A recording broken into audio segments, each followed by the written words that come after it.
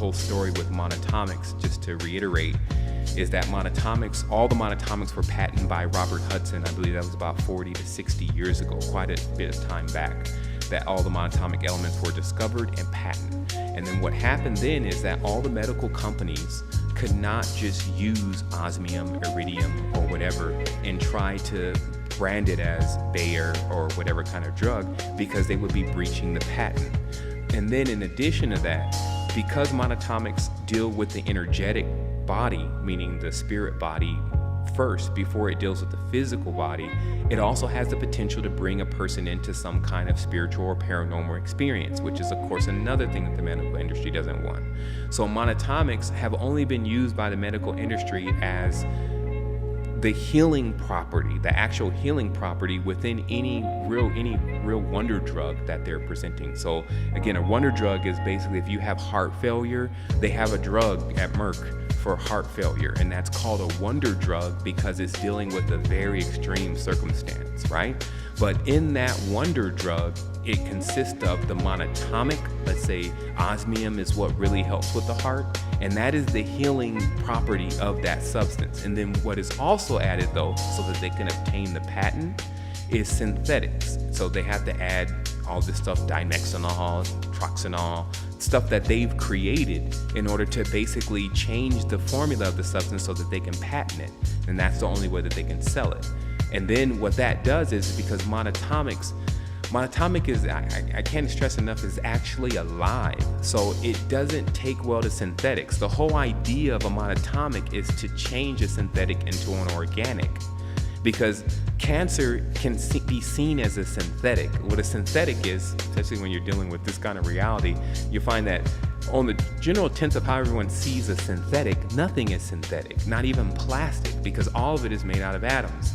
So if you really understand the definition of a synthetic is something that is moving at an extremely dense frequency, so dense that it appears to be what we call dead, okay? So what the monatomic is opposed to this death, because it's actually on high spin. Monatomics are moving in the bottle, right? So what happens is that when the monatomic comes in contact with the synthetic, it's basically like a battle between the monatomic and the synthetic, where the monatomic is trying to make the synthetic real, or it's trying to get rid of the synthetic or the chemical. And this metamorphosizes in the person's life as synchronicities, feelings, emotions, dreams, different things that are moved around and changed intuitively within their body by them taking the substance. So monatomics is an intuitive substance. It's not one of those things where you have to get the specific right combination, because monatomics themselves, because of being on high spin, will go into the body and then begin to pick up the energetic field in the body in the corresponding area that they belong in. So everyone has the entire periodic table inside of them, but it's now become, we can use the correct term, synthetic, because all of the elements that your ductless glands are producing, serotonin, melatonin, are being produced by foods and substances that are very low quality. Monsanto's food, the air, and all these kind of things are what our body is using to produce these fluids and liquids. So if it can get an ultra pure version of the original raw matter needed to produce these liquids, then it brings the body into high spin. And then you get into more of like Dan Winter's work, where you go into subconjugation. This means basically a complete harmony within the body, and then you're actually able to achieve bliss. Bliss is basically when all of the substances, melatonin, serotonin, and all the others that are produced by the ductless glands are in high quality, and then all mixed together to make basically what you only can term as the spice menage, meaning basically the highest form of element that can be accumulated within the human body. And this takes a person into bliss, because at this point their energy system is completely fired up. It's perpetual. It has no kinks in it. It doesn't have any kind of dead cells in it where they can't have conductivity. And then obviously there needs to be a little bit more training, because we're not the only individuals that have ever gone into bliss or will ever go into bliss. And so there are rules in a sense to what goes on in bliss, because obviously bliss has the potential as a very strong opiate to make you completely not even want to come in contact with the world, because you'll feel so happy and so energetic that you won't want anything to disturb your bliss, basically. And then because you have bliss, there's nothing really that you can't do, meaning that if you set your mind today to go to Switzerland, it all starts lining up for you. Or if you set your mind to go to the center of the earth, it all starts to line up for you. Your dreams are extremely lucid. It's not even like a dream. It's more like lucid all the time. You have a heightened version of intuition because you're moving on high spin, so you're actually on the cog that is the one that spins before the one in the world spins, if that makes any sense. We'll introduce the complete line of monatomic products. There's this ongoing joke that I have these days, and I call it our monatomics and their monatomics. Okay, so this is what I'm talking about. Let's try here. Can you get that on camera? So this is still going to cost you $150, by the way, from these people. Okay, there's the deposit. So this is what's created this myth that's true on the internet about monatomics. But the confusion is it's really diatomics. And it's monatomics that are created in the garage, in some raggedy lab where some guy... Oh my goodness. Huh? Hold on, all right. And he comes back and where was I even at? All right, that's enough. And it's ridiculous. It's obvious whoever knows about this stuff doesn't want you to get your hands on it, and we know why. And I will tell people sometimes too that, remember, our monatomics are designed to take a person like this, okay? Like this, not like this, okay? This does do this, and it also does this. And so the danger of if you fall down off a few steps on the ladder, you'll recover. You fall down from the top, we may see you next lifetime. So that's what we got going on here. But again, there's an ongoing joke within the league now about just the difference in the monatomics. But this is the complete line, and as you can see, I put it into a case here, and I'm going to hold that up to the camera just a little bit, just so you can see as much as you can of it. But what's inside of here is actually the Practitioner's kit, which I took out of its box that it generally comes in. But the Practitioner's kit is here, and what this is all of the monatomics separately. So here you have palladium. I'm not even sure if you can actually see that. The light or the reflection is a little bit crazy in the room today. But so what you're dealing with basically is many of the elements from the periodic table in their own bottle by themselves, which is even more rare, because generally you get monatomics that are mixed up. It's supposed to be iridium, supposed to be ruthenium, supposed to be this, and then they put it all into the same mixture and they send it to you. But the Practitioner set actually allows you to have each monatomic by itself and in a state where it can be ingested by the body. So for instance, osmium is the most dense substance known to man, right? So it has a lot to do with anchoring. But first of all, just good luck in finding some osmium. Next level, good luck in finding some osmium that you can ingest. Next level, good luck in finding some osmium that you can buy. Next level, you see what I mean? The insight line is complete. That is the line that, of course, is R&R, Honorous, Reset,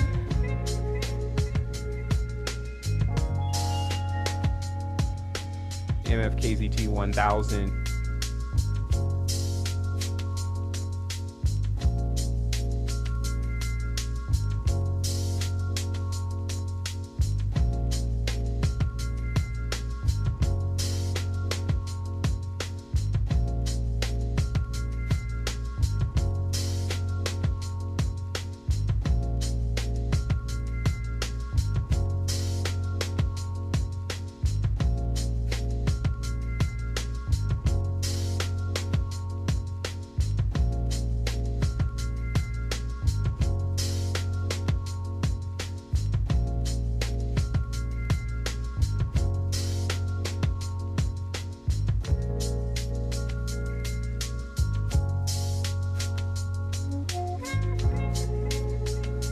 So it's the same thing with Ethereums. The Ethereums are naturally occurring monatomics. Somebody say, well, what's the difference between Ethereums and our monatomics? Naturally occurring monatomics versus these monatomics, are they natural?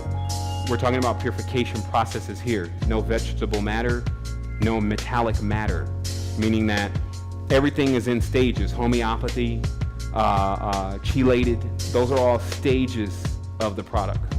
Colloids or particles, these are stages of the product. Monatomic is known as the highest stage because it brings everything back to its first atom, thus allowing it to become assimilable for the body. So that's what I was mentioning earlier. The reason why you can ingest mercury in this state is because it's in monatomic state.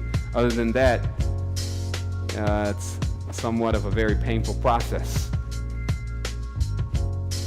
If you really want to understand this, because this is not just monatomics, it's also spagyrics. Some of the elements that we're presenting have a monatomic form of herbs, so ultra pure form of an herb. But spagyrics is actually a very prominent medical method in places such as Switzerland.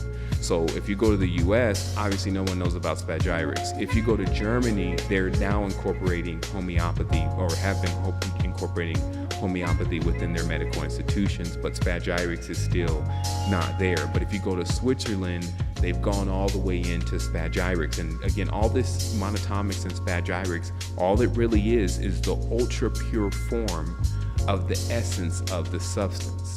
And the energy potential, which means this is still there, meaning this stuff is still alive.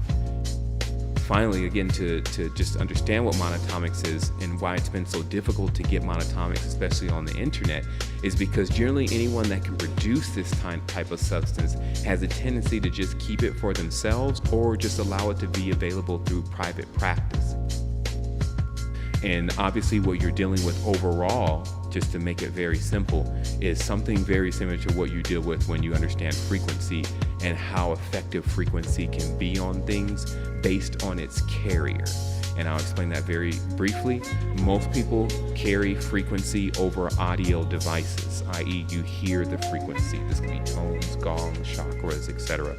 Or in audio devices can be anything from speakers all the way to instruments, right? And so there's a certain level of penetration that audio has, but it's not on a cellular level. Meaning it won't penetrate, audio will not penetrate you on a cellular level. It takes radio waves to penetrate you on a cellular level, or a gamma ray can penetrate you on a cellular level. And this means that basically it not only hits you, but it goes right through you. And obviously it even can conduct through you, meaning that you could be used as an antenna for many of the Wi-Fi devices and things that are around because of the frequency that they're actually on. So crossing that over into these substances, if you're dealing with, let's say, ultra pure monatomics, it can penetrate a person onto the cellular level, but really what I'm calling more of the spiritual or etheric level. So thus it has the potential to assist the person on that etheric level, which definitely affects the person on the physical level. So if you understand it, some substances really deal with more of the physical level, and they don't get into the higher range of the more ethereal level treatment of the individual's bioenergetic field. And so what ends up happening is that it's a cap to what it can really do. That's why monatomic, there's no cap really on the physicality, especially to what it can really do.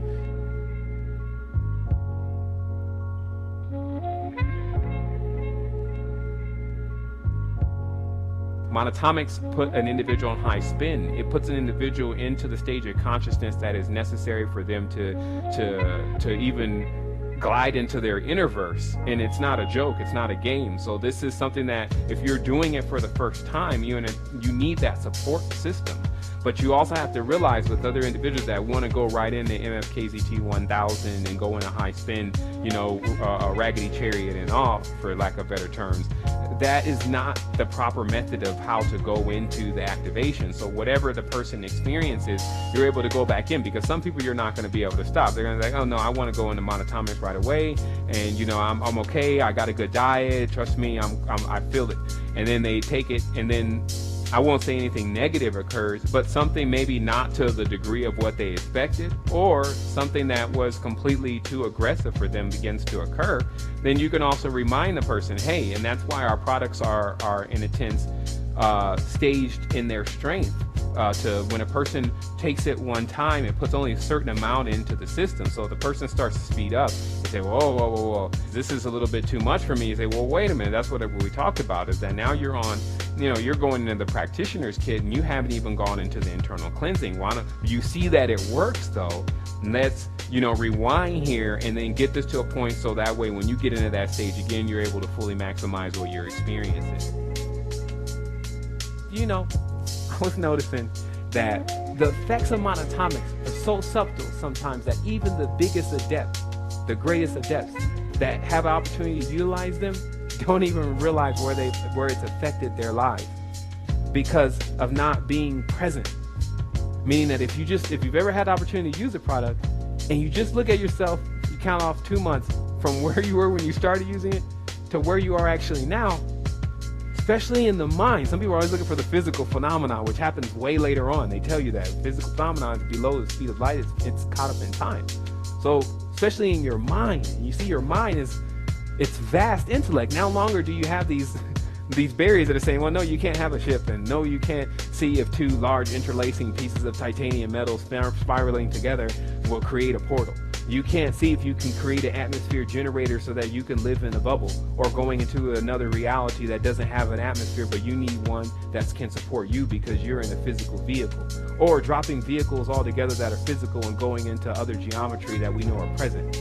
Like when a person starts to meditate, you feel this thing wobbling back and forth, right? Or you feel some things on your hands, but if someone else is looking at it, they can't see nothing. It's like, man, I feel like I'm vibrating. The person looking at it, I don't see anything. It's because there's another body or another vehicle right there that's so close. So I'm just saying to people that you have to understand that there's a whole different level of expansion available here for what you are, which extends beyond what you understand as just being a human being. Like, it actually extends into everything. And so in order for a person to even begin to comprehend that now, below the speed of light, again, that's why gravity exists on Earth. And I'm not going to get into any kind of deep spiritual conversations here, but I'll explain to you. You're already in a vacuum. And that's what gravity is. Gravity holds you down because something is sucking you down. When you get above the speed of light, where there's zero gravity, nothing is sucking you. You see what I mean? So in that tense alone, you're going to need a lot of thrust to get to higher stages of consciousness.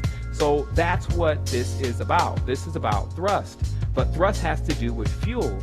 Your fuel consistency has to be to a level of being able to ignite.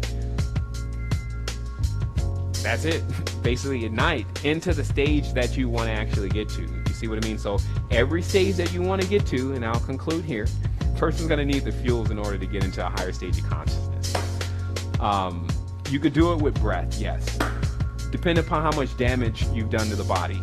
And this has been the cleanup crew, meaning that there are going to be a lot of people that tell you, well, you don't need to do that. All you have to do is center yourself and blah, blah, blah. And then if you ask them about the expanse, they've never been before. So the reality is that it's still based on what you know to be the truth on what nature shows you. Learn from nature. Nature's been here for billions of years. So this means that all of its consistencies, its building blocks, its elements are what it chose to accumulate in order for it to give it that kind of longevity, because it's a survivor.